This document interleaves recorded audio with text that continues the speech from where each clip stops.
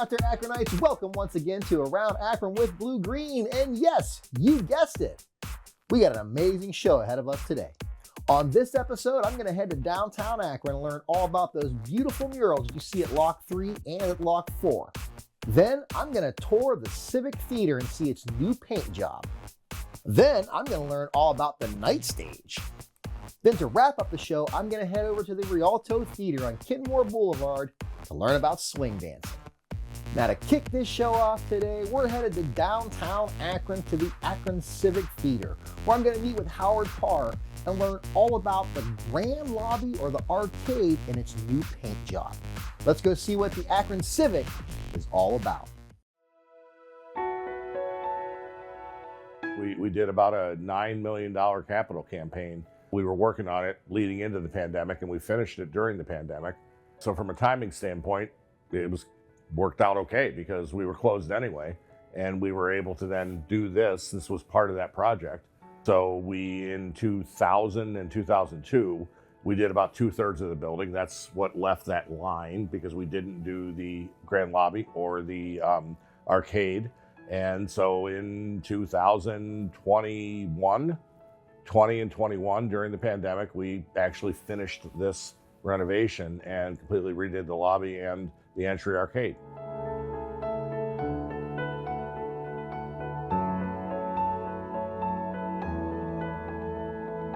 Two things I most often hear in terms of describing it are atmospheric is kind of the general term for a theater that's got stars in the roof and the outside feeling. Even in here, it's the same thing. It's the idea that you are supposed to feel like you're outside while you're inside, and there's sort of an arbor of leaves in here and all that, and that's a big garden. And then the style is described as Moorish, which I think is a sort of a number of different influences that all shape it. It's not necessarily a specific thing, but you have, different Mediterranean, Spanish, whatever. All these different things come into that look. And if you look out here, you can kind of see all that.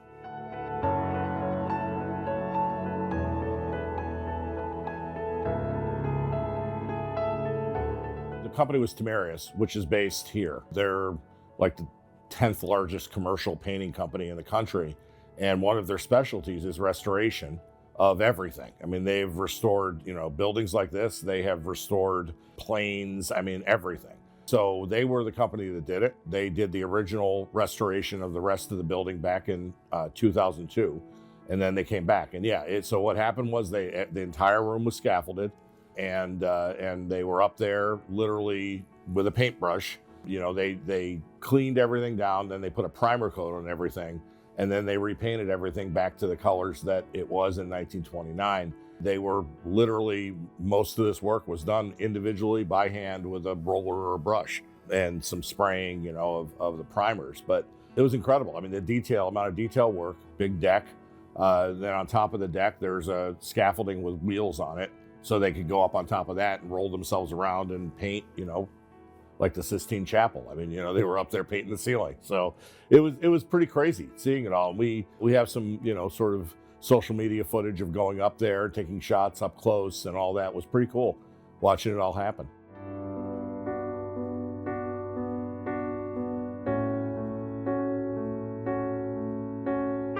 I think that the biggest surprise was the brightness and brilliance of the ceiling. Like this, it was all sort of muted brownish colors, and you didn't see the detail at all. You just saw the shape. So really the incredible detail and color actually in each of the little nooks and crannies really pops. I would say the biggest, not necessarily surprise because we knew it was there, but we restored the painting, the Conquistador painting that's against the wall back there. That painting, you really couldn't see any of the details. You just saw the figures of the characters, but you really didn't see what was there. And once that was all cleaned up, that really jumped out, and you just see, how beautiful the painting is.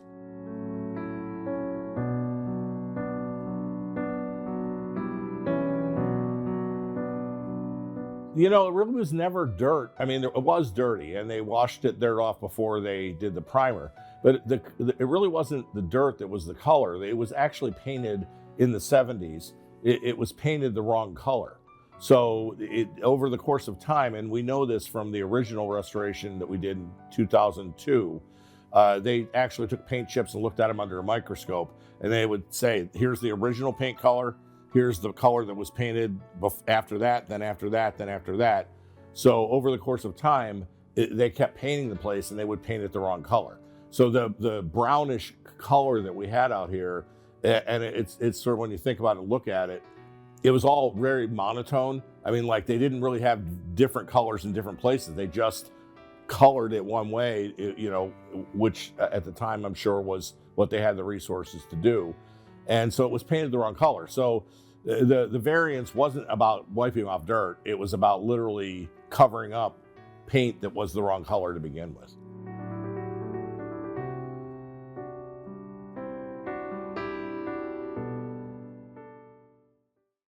Now that we've learned all about the paint job on the inside, let's go look at the murals that are on Lock 3 and Lock 4. If you haven't seen them, you're gonna wanna go check these out. Let's go see what those new murals are all about.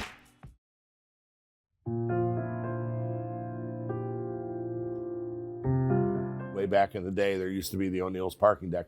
Once that came down and it became Lock 3, which now is a whole other story, but it exposed our building that you didn't be able to see before. And our building on the outside is just this big brick warehouse. It's not particularly attractive, and it totally isn't consistent with what's inside the building. So we were working through it and saying, you know what, we want the outside of the building to be as much of an asset as the inside of the building to the community. And how do you do that? Well, public art. And so we have these two huge walls on either side of the grand lobby, and so they were prime locations. And then we worked, and actually Curated Storefronts was working with us at the time, in addition to some other folks.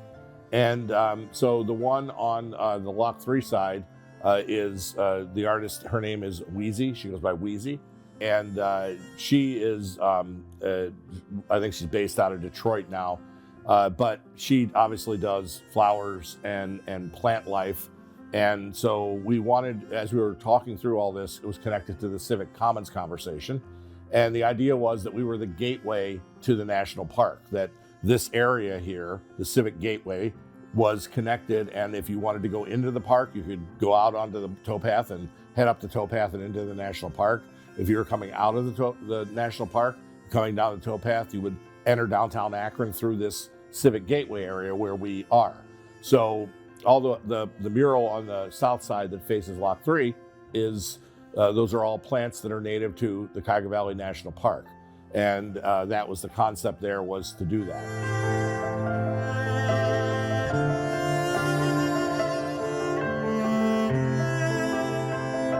Then on the other side, that was done by two artists, El Mac and Ace Bourne are the names they go by. They're more street or graffiti artists based out of LA. And we saw some of El Mac's work at Wynwood in Florida, at Miami. And that sort of was an inspiration. We wanted a world-class mural here. They came to town. They spent a week literally walking neighborhoods and talking to people, like literally walking up to people and saying, like, you don't know me, but we're gonna do a mural here. Will you tell me your story? And ultimately they ended on this little girl, and they painted this mural with the little girl playing with a marble that is the world. And the little boy that's next to her is actually El Mac's son. And so they incorporated that. And then Ace Bourne does more like Mandela, whatever you call it. So they created that as a border around it. It's a stunning piece. I mean, it's definitely my favorite piece of what's out there. It's great because it's really gives character to Lock 4, now along with the PETA mural and the other smaller mural that we had out there. Lock 4 being envisioned as, with the new Lock 3 opening up, with a place where bars and restaurants and other activity are going to go. Now, instead of two big blank walls, you've actually got these three big pieces of public art. So it really is consistent with the redevelopment of Lock 4.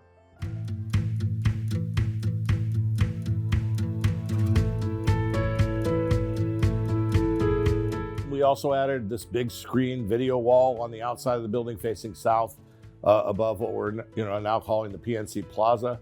We added another mural by another local artist that is a canal boat. a wall that faces south. So in total outside, there are 1, 2, 3, 4, 5, 6. There's another small mural on the Lot 3 side. I think there's 7 pieces of public art that were added to the outside of the building since 2020. That was really a big deal for us to transform the outside of the building. You know, we know that we have 180,000 people, whatever it is, that come through our doors every year, but we know there's 1 million people that come through downtown that never come through our doors. So now we're adding adding value to the downtown neighborhood outside the building, even if they never step foot in the building, and that was really the goal.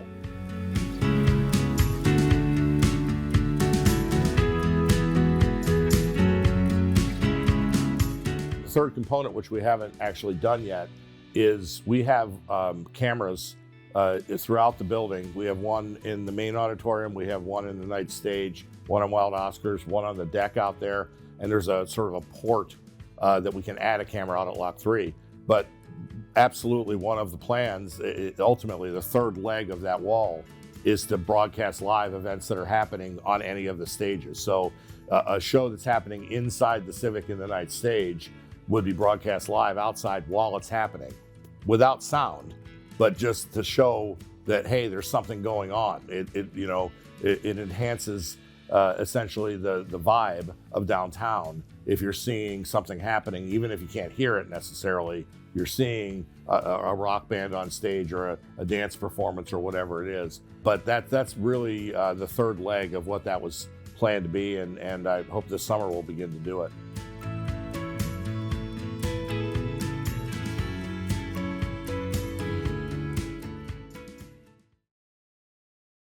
Next up, we're going to visit a fairly new venue in downtown Akron, the Night Stage. This place is truly amazing. Let's go see what the Night Stage is all about.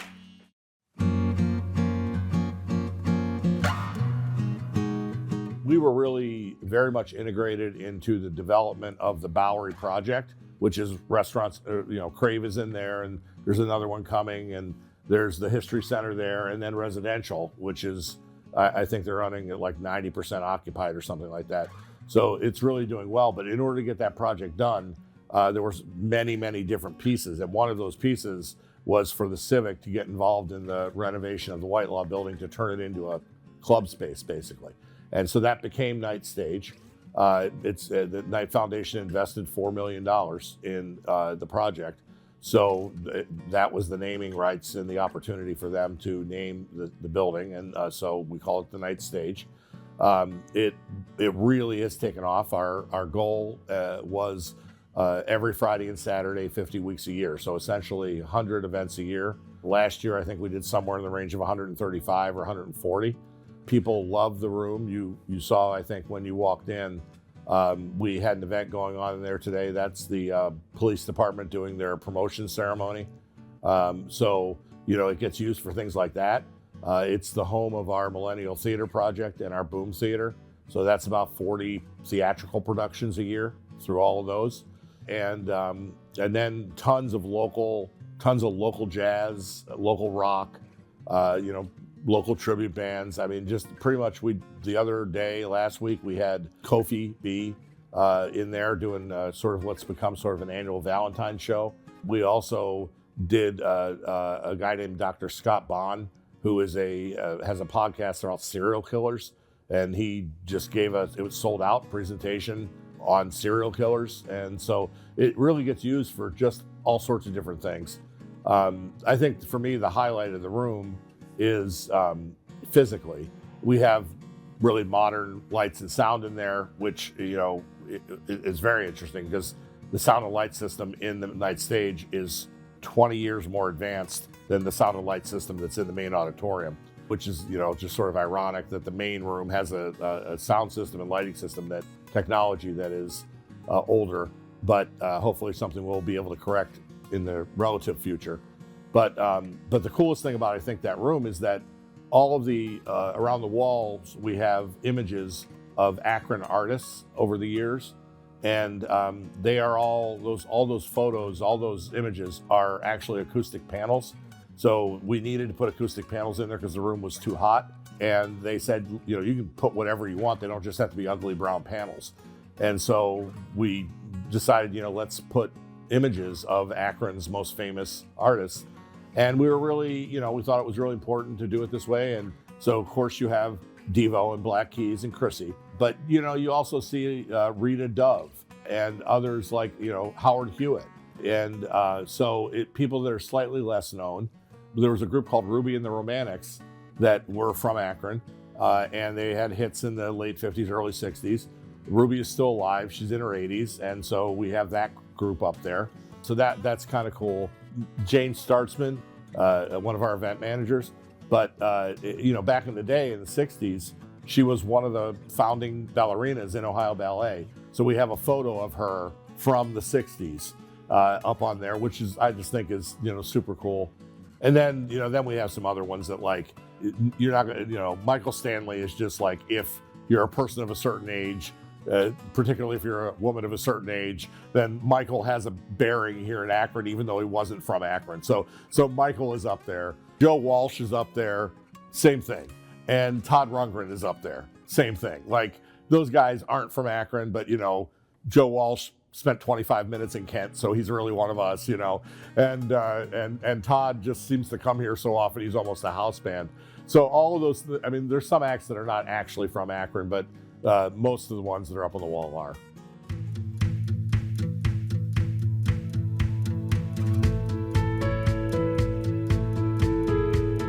We launched what we call Live Akron, and that's a consolidated marketing infrastructure for EJ Civic, Block 3, and Goodyear Theater, and Night Stage, Wild Oscars. All of those are under this umbrella that we call Live Akron. It has its own website. It has its own email list. It has its own social media.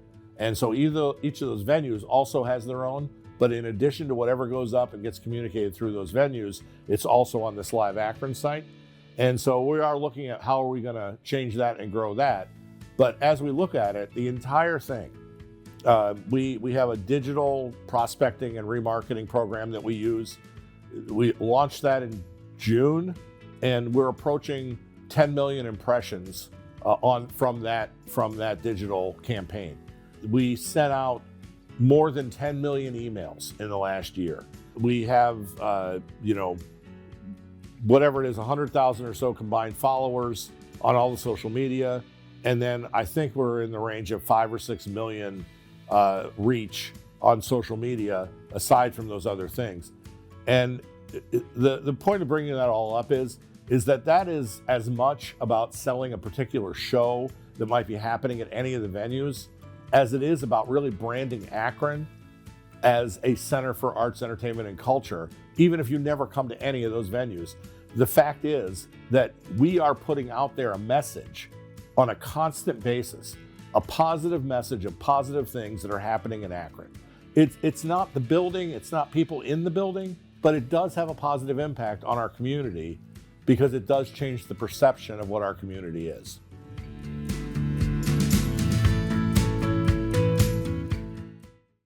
Now, to wrap this show up today, it's all about swing dancing. I'm going to head down to the Rialto Theater at Kenmore Boulevard to meet up with Rachel Itzel and Mike Artino to see what swing dancing is all about. This was my first love, swing dancing. I found that first. I was in my undergrad and college, actually, so this was about 18 years ago. I had gone out with the guy that I was dating at the time, and we saw swing dancers out, and we just were so impressed with it, and we had gone up to the group and just kind of asked them, like, oh, where do you do this? Is there some place that we can come out and do it as well? And it happened to be the owner of the place that we ended up going to, which was like a bar and restaurant. And then we went out one Thursday night and found out that they do the swing dancing there. It was actually in Erie, Pennsylvania is where I started. And Thursday nights is when they did their swing dancing, and that was it. Like, that was the end of it. We went out and we loved it, and we started going ever since, and I just kind of learned everything I could.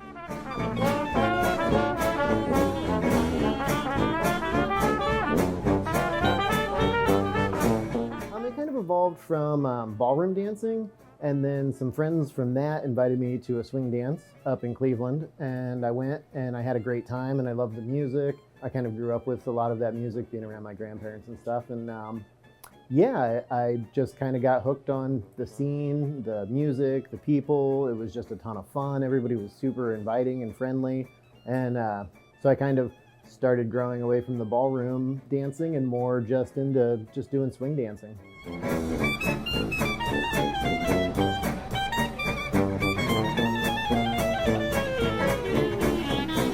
Foremost, it's definitely a social and a community activity. I think it was an activity that during different times in history brought people together, but it's definitely social. It is a partnered dance. It is, I wouldn't say choreographed, but there are very specific steps to each different type of dance that you can do. So there's like Lindy Hop that you can learn, and that's certain steps. There's Charleston.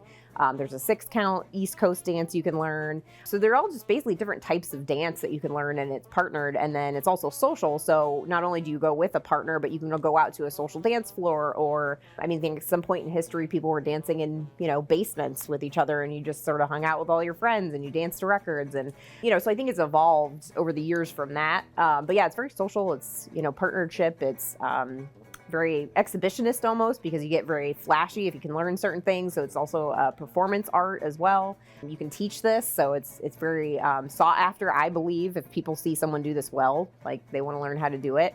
So it's kind of a lot of different things, I guess.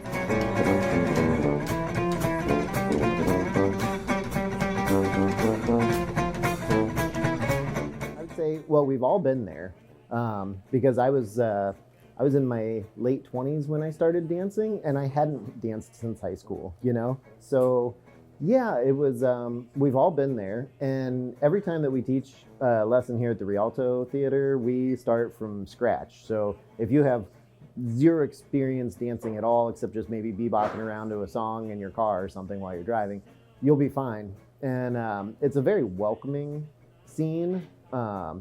Everybody's here to have a good time. Everybody's learning, and we're all learning at different levels, and we all remember being like, oh, like the first time, and you're there and you're freaking out.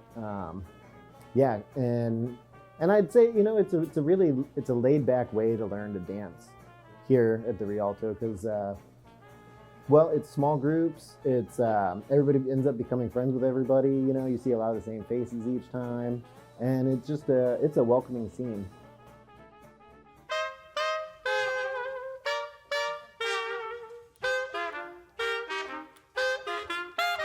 We usually start people with a 6-count because I think it's just the most easy to digest, and then it's also the most easy to social dance. So I think it gets people started pretty quickly. You can teach them probably 4 or 5 things in an hour, and you get them dancing. And then it's also very easy to go and then ask another person to dance, because you've kind of all learned the same thing. You know that's the 6-count dance. You give them like a couple of moves that are pretty easy to do for the most part, and then we also kind of tell people too that if you go out into social dancing, like most people that learned how to dance know those things. So even if they've danced for 5 years and you're new, they're gonna know, like, oh, do you know the tuck turn, or do you know this? So it's kind of easy to get them started in that sense.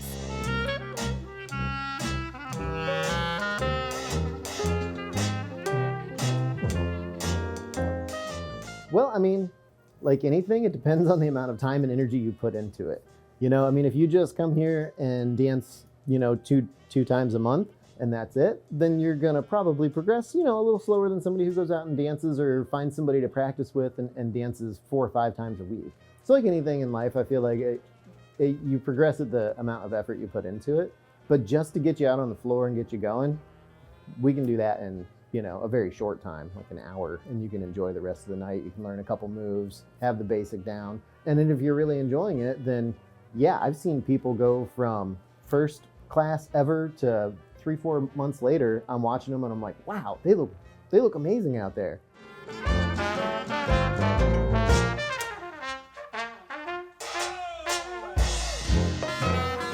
I encourage people to do it because honestly, I think as you grow older, it is something that's easier to do because you can kind of control the level of intensity that you do it at, but it still keeps you moving. So if it's something you can learn and keep learning as you do it, it's something you will literally always be able to do. And actually, it'll probably keep you in better health if you're constantly moving or doing this. So yeah, I mean, you can do it till you're 90, hopefully, and then kids are they learn everything. They learn so quickly that if you can start them at an early age, like it's something they can pick up and then do their entire life. And then kind of like I said, have that built-in community if it's something they decide that they love.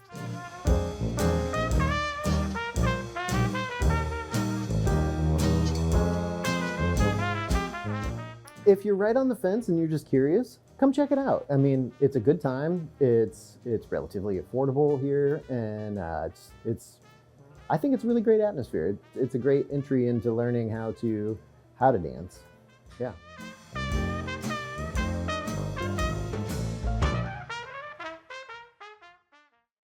Thank you once again for watching this episode of Around Akron with Blue Green. Now, if you have any questions or any comments, you can catch me on social media. Thank you, and have an amazing day. I'm going to head down to Kenmore Boulevard Rewind. That's my rewind voice. Anyways. Thank you once again for watching this episode of Around Akron with Blue Green. Now remember, if you have any questions or comments, you can catch me on Around Media. Around Media. Oh,